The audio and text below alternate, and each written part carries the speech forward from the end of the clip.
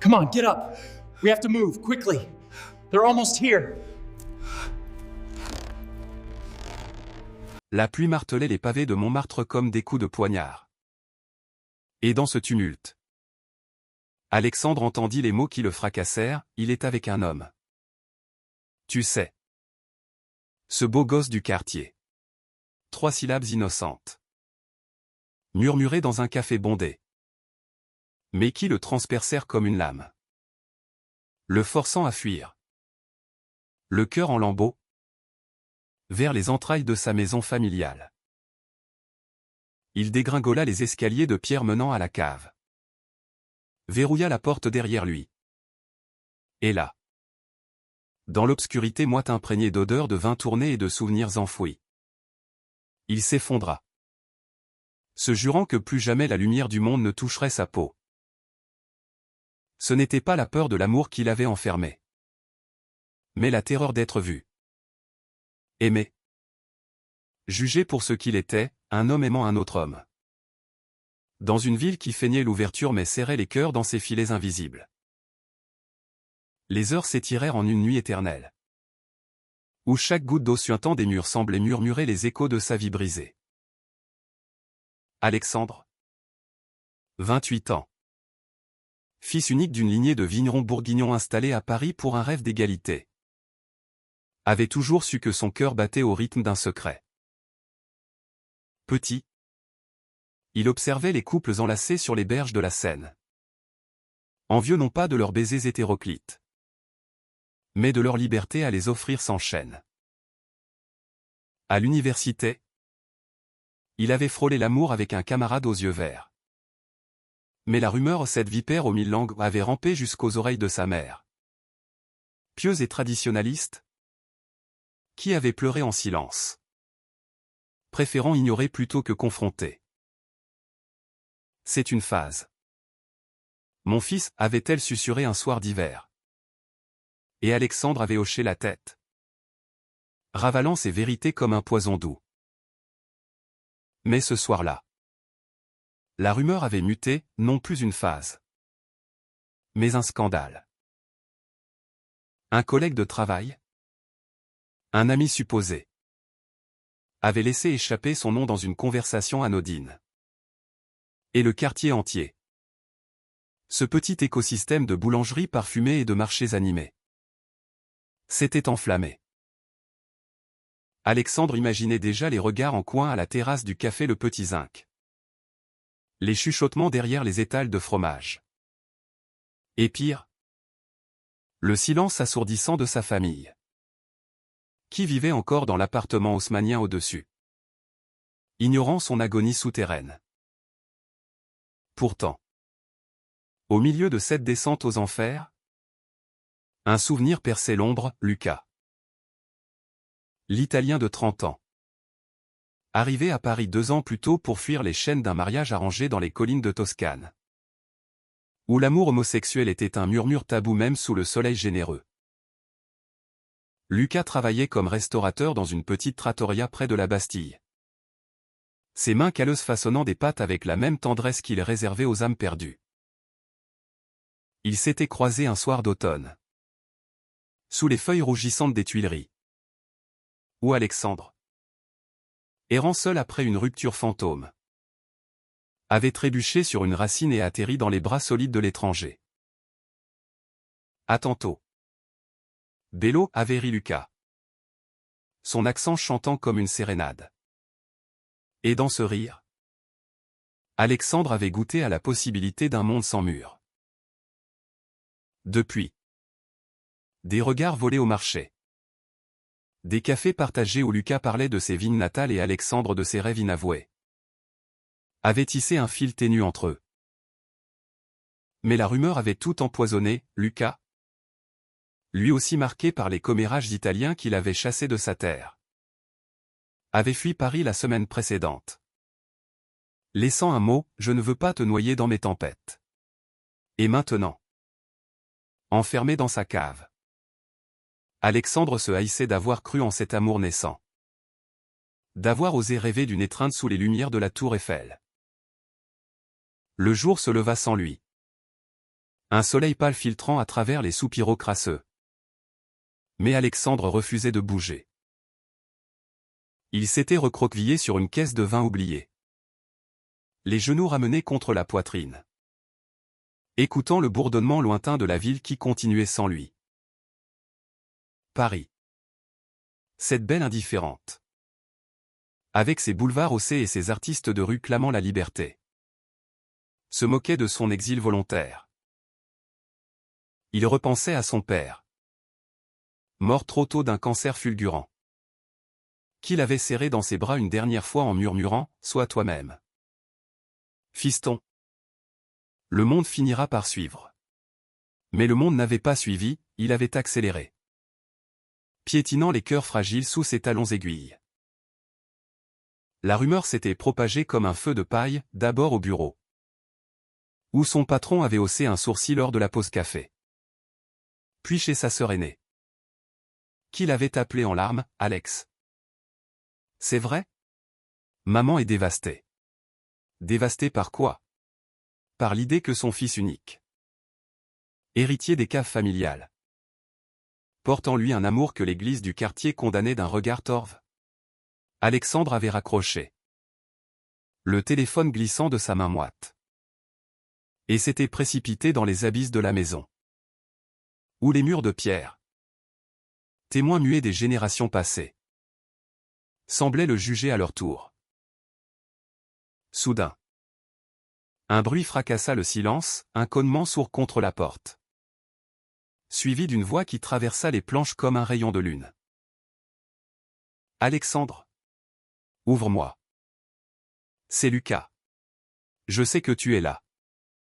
Ton voisin m'a dit que tu n'es pas sorti depuis hier. Le cœur d'Alexandre bondit.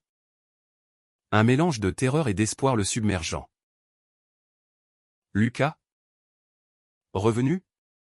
Malgré la rumeur qu'il est lié maintenant dans un scandale partagé? Il hésita. Les doigts tremblants sur le verrou rouillé. Imaginant les conséquences, et si Lucas était venu pour le confronter? Pour le blâmer d'avoir laissé leur secret s'échapper? Mais la voix insistait. Rauque d'émotion, je t'en prie. À mort? Ne me laisse pas dehors. J'ai traversé la moitié de la ville sous cette pluie infernale pour toi. À mort. Ce mot italien. Si simple. Si chargé. Fissura les murs de sa prison. Lentement. Alexandre déverrouilla la porte. Et Lucas entra. Trempé jusqu'aux os. Ses cheveux noirs plaqués sur le front. Les yeux brillants d'une détermination farouche. Il s'agenouilla aussitôt. Prenant le visage d'Alexandre entre ses mains froides. Pourquoi t'es-tu caché? La rumeur? C'est du vent. Alex. Du vent qui ne nous atteindra pas si on se tient ensemble. Dans cette cave étouffante. Sous la lueur vacillante d'une ampoule nue. Lucas raconta son propre exil. Fuyant l'Italie ou sa famille. Gardien d'un domaine viticole ancestral. L'avait renié après avoir surpris une lettre d'amour à un garçon du village. Ils m'ont dit que j'étais une honte. Que mon sang ne coulait plus pur, murmura-t-il. La voix brisée. Tandis qu'Alexandre, pour la première fois, laissait ses larmes couler librement. Lucas essuya ses joues d'un geste tendre. Et dans ce toucher, naquit une étincelle, non pas la pitié, mais la reconnaissance mutuelle de deux âmes cabossées par le même monde cruel.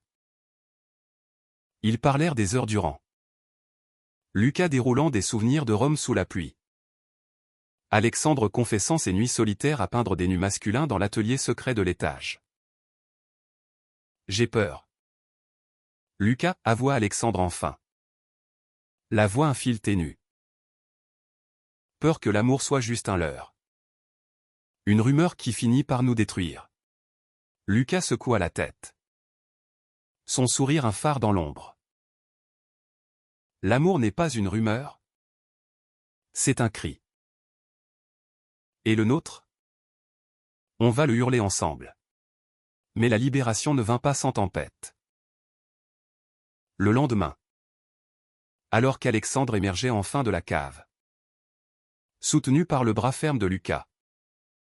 La réalité les frappa de plein fouet. Sa mère, Élise, les attendait dans le salon. Les lèvres pincées. Un chapelet entre les doigts. Ses yeux, d'un bleu fané par les ans, passèrent de son fils à l'étranger italien avec une accusation muette. C'est lui, n'est-ce pas? Celui dont on parle dans tout le quartier. La voix d'Élise tremblait. Non de colère pure, mais d'une douleur ancienne. Celle d'une femme qui avait elle-même aimé en secret un homme marié dans sa jeunesse bourguignonne. Un amour enterré sous les convenances. Alexandre sentit son estomac se nouer, il avait espéré un répit. Un sursis avant la confrontation. Lucas, sentant la tension, posa une main protectrice sur l'épaule d'Alexandre. Son accent roulant comme un bouclier, « Madame. Je m'appelle Lucas Rossi. Je ne suis pas un fantôme de rumeur. Je suis l'homme qui aime votre fils. Et je suis venu pour le protéger. Pas pour le voler. » Élise se raidit. Mais au lieu de hurler, elle s'effondra sur une chaise. Les larmes coulant enfin. J'ai prié pour que ce ne soit pas vrai. Alex. Pas dans notre famille. Pas avec ces regards dehors qui nous jugent déjà. Les mots étaient un poison lent. Ravivant en Alexandre le fantôme de son père. Qui avait toujours prôné la discrétion, l'amour est privé. Fiston. Garde-le comme un bon vin. Mais Lucas ne se tut pas, il s'assit en face d'elle.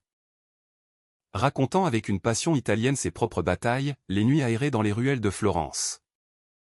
Fuyant les insultes de ses oncles. La lettre de sa mère qui, finalement, avait murmuré, « Va. Mon fils. » Et vit pour nous deux. Élise écouta. Ses doigts crispés relâchant le chapelet. Et pour la première fois, une fissure apparut dans son armure. Et si le quartier nous boycotte? Les caves familiales. Notre nom, murmura-t-elle. Alexandre, sentant le courage de Lucas l'infuser, prit la main de sa mère. Maman? Le nom n'est rien sans vérité. Et notre vérité, c'est l'amour. Pas une rumeur, mais un feu qui nous réchauffe tous. Dehors, la rumeur enflait comme une marée montante. Au marché, les commérages fusaient, le fils Moreau avec un Italien? Quelle honte pour la tradition. Un voisin, ancien ami du père, frappa à la porte le soir même. Le visage rouge de vin et de fureur. Alexandre, tu salis l'honneur de ton père. Pense à la communauté. Lucas, posté comme un lion à l'entrée, répondit d'une voix calme et tranchante, l'honneur n'est pas dans les murmures. Monsieur. C'est dans le courage d'aimer sans chaîne. L'homme recula, marmonnant. Mais le mal était fait, des appels anonymes commencèrent. Des graffitis sur la porte de la trattoria de Lucas au PD dehors. Et Alexandre, hanté par la peur de perdre tout, replongea dans des doutes abyssaux. Une nuit, alors qu'ils s'embrassaient pour la première fois dans l'atelier, sous la lumière tamisée des toiles inachevées, il s'écarta brusquement. Et si je te détruis? Lucas? Si mon monde te noie? Lucas le serra plus fort. Ses lèvres effleurant son oreille, alors on nagera ensemble. Jusqu'à ce que la mer nous appartienne. Les jours suivants furent un tourbillon de kermesse et de cœurs à nu.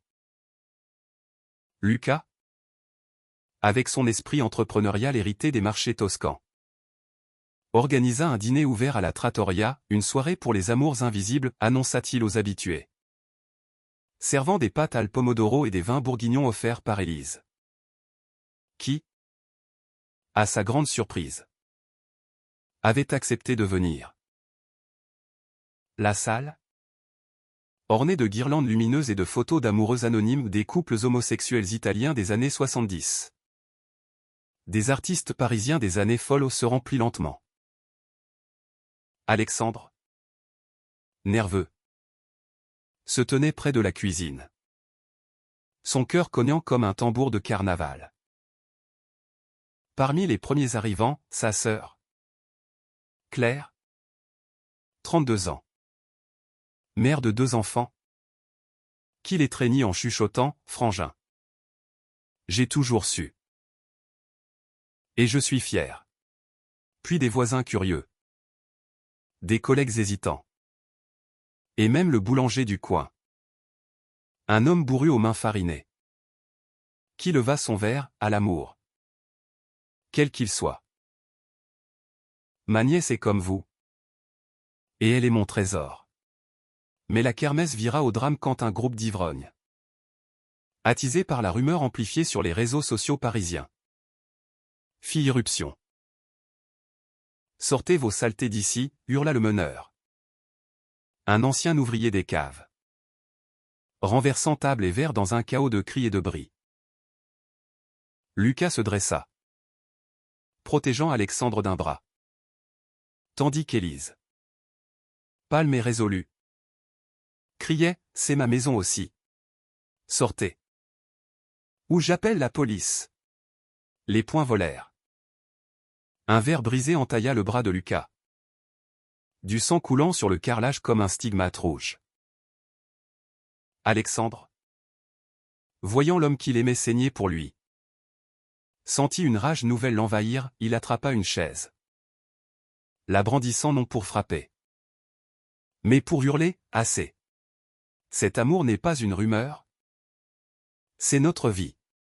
Si vous ne l'acceptez pas, c'est vous les prisonniers de vos peurs. » La salle se tut. Les agresseurs reculant sous le poids de cette voix brisée mais tonitruante. La police arriva, emportant les fauteurs. Et dans le silence qui suivit, Élise pansa la plaie de Lucas, murmurant, « Merci d'avoir ramené mon fils à la lumière. » Cette nuit-là, dans l'appartement au-dessus de la cave, Alexandre et Lucas s'aimèrent pour de vrai. Leurs corps entrelacés comme des vignes sauvages.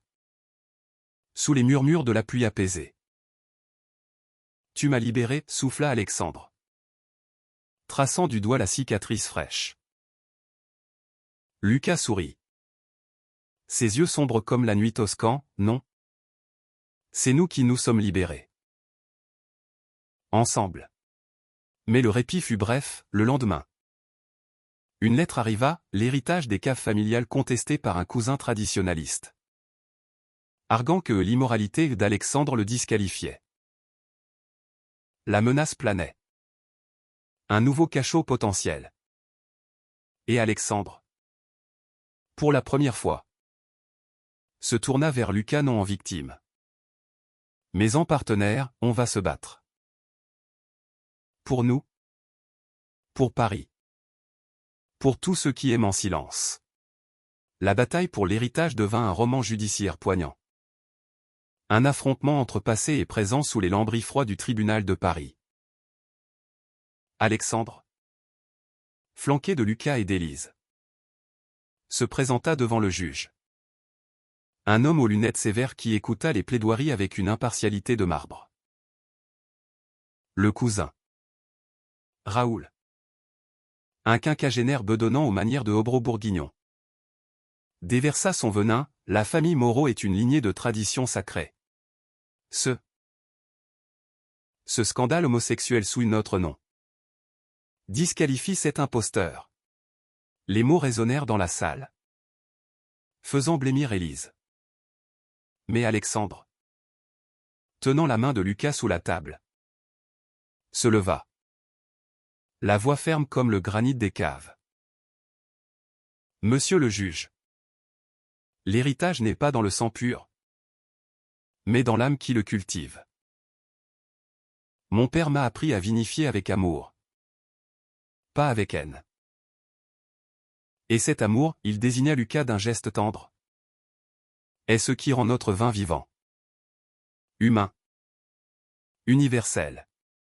Lucas, témoignant à son tour, évoqua ses racines italiennes, où les vendanges étaient des fêtes d'âmes mêlées, sans distinction de genre ou de cœur.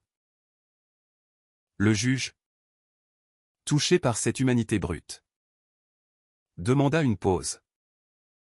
Et dans le couloir, Élise confia à Alexandre un secret enfoui, ton père. Il aimait un homme.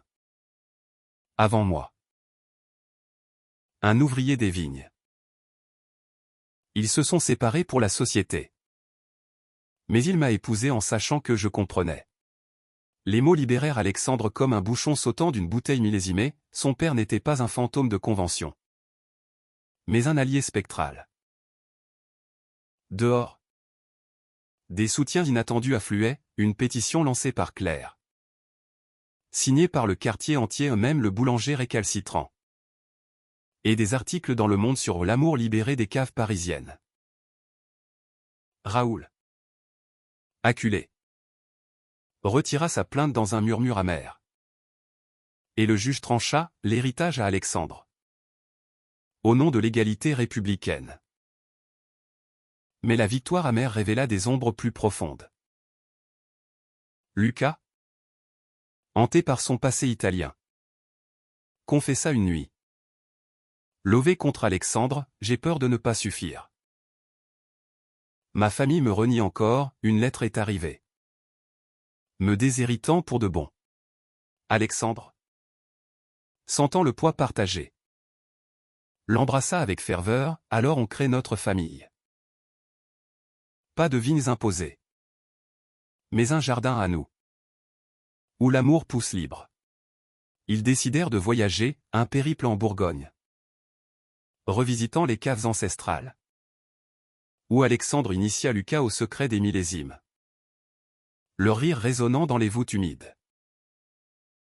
Là, sous un ciel étoilé, ils firent l'amour sur une couverture près des rangs de vignes.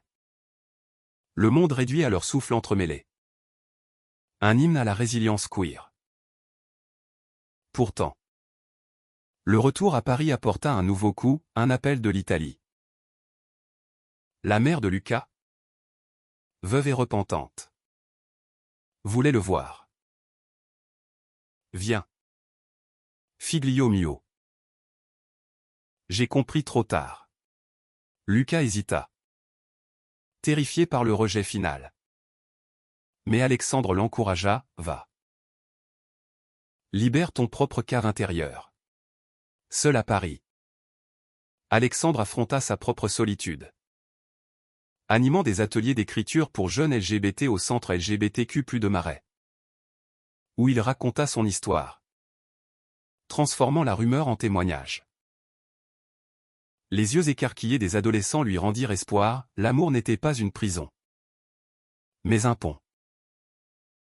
Lucas revint transformé, les bras chargés de fromage toscan et d'un pardon fragile. Sa mère, dans une petite ferme près de Sienne, l'avait serré contre elle. Pleurant, j'ai prié pour ton bonheur. Pas pour une vie sans toi. Ils avaient marché dans les oliveraies, parlant d'âmes brisées et recollées.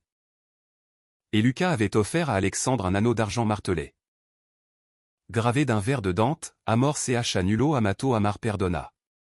À Paris.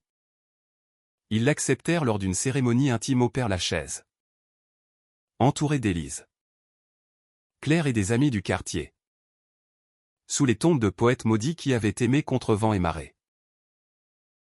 Je t'aime, non comme une rumeur, mais comme une éternité, jura Alexandre.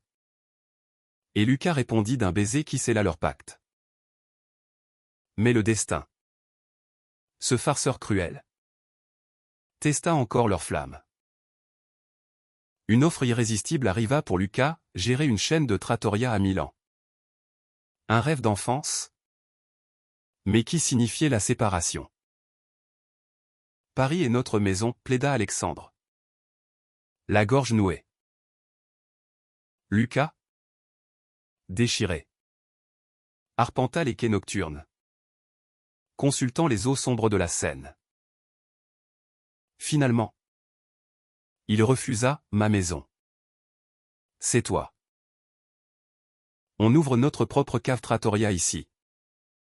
Infusion franco-italien pour tous les amours. » L'idée germa comme une vigne vigoureuse, la cave libérée. Un lieu où vin et pâtes se mariaient avec des soirées poésie queer. Des ateliers sur l'acceptation. Et des dîners où les familles apprenaient à guérir. L'ouverture fut un triomphe émouvant. Élise présida. Versant le premier verre, à mon fils et à l'homme qui l'a sauvé. Le quartier vint en masse. Même Raoul. Contrit. Offrant une caisse de Bourgogne. Alexandre, derrière le comptoir, croisa le regard de Lucas. Et dans ce clin d'œil, il vit l'avenir, des voyages partagés. Des enfants adoptés peut-être. Un amour qui défiait les rumeurs comme les tempêtes. Pourtant, une nuit d'hiver, alors que la neige saupoudrait Montmartre, Alexandre confia une peur résiduelle, et si la cave en moi revient? Lucas l'attira contre lui, alors je descendrai Y chercher. Encore et encore. Car l'amour vrai n'isole pas, il élève. Les saisons tournèrent. Et la cave libérée devint un phare pour les âmes errantes. Des jeunes comme Alexandre et Lucas autrefois y trouvaient refuge, un adolescent timide confiant son premier crush. Une femme trans partageant ses cicatrices. Alexandre écrivit un livre. Rumeurs d'amour. Un best-seller qui fit couler l'encre sur les combats LGBT en France. Interviewé sur France Inter où il déclara « L'isolement n'est pas une fin. Mais un appel à être sauvé par l'autre. » Lucas, à ses côtés, cuisina pour des galas de Stonewall. Son accent italien charmant les foules. Élise, transformée, rejoignit une association pour parents d'enfants queer. Sa voix douce plaidant, l'amour d'un enfant est un miracle. Pas un péché. Mais le climax survint lors d'une tempête personnelle, Claire, enceinte de son troisième, avoua une liaison avec une femme. Terrifiée par le jugement familial. Alexandre et Lucas l'accueillirent dans la cave Ironie douce pour une nuit de confidence. Où ils tissèrent un filet de soutien. Nous sommes ta famille élargie, dit Lucas. Et Claire pleura de soulagement. Ensemble, ils affrontèrent le clan élargi, transformant les dîners tendus en dialogue guérisseur. Raoul, rongé par la solitude, se confia un soir, j'ai perdu un frère à cause de mes mots durs. Ce pardon mutuel scella la rédemption. Années plus tard, sous un ciel printanier, Alexandre et Lucas adoptèrent un garçon de 7 ans. Matteo, orphelin d'Italie, aux yeux curieux comme ceux de Lucas. Dans le jardin de leur maison rénovée, la cave devenue un atelier lumineux. Ils l'initièrent aux vignes. Lui apprenant, l'amour grandit comme ça. Petit, enraciné mais libre. Matteo rit. Courant entre eux. Et Alexandre, regardant Lucas, sut que la rumeur d'autrefois n'était qu'un prologue à cette symphonie. Aujourd'hui, à 35 ans, Alexandre arpente les vignes bourguignonnes avec Lucas, quarantenaire rayonnant. Matteo trottinant derrière. La rumeur s'est muée en légende, l'histoire des deux amants qui ont ouvert les caves du cœur. Paris. Indifférente jadis. Les acclament lors des prides. Bannière arc-en-ciel flottant sur leur trattoria. Élise. Grand-mère fière. Lit des contes à Matteo sur l'amour invincible. Et dans les nuits calmes. Alexandre murmure à Lucas, tu m'as libéré de ma cave. Lucas répond d'un baiser, et toi? De la mienne. Ensemble. Nous sommes infinis. Cette histoire n'est pas une fin. Mais un appel, mais sans peur. Car dans chaque rumeur sommeille une libération. You have to get up. L'humanité, They are coming for us. dans Please sa listen to fragilité, me. trouve sa grandeur dans l'amour qui ose.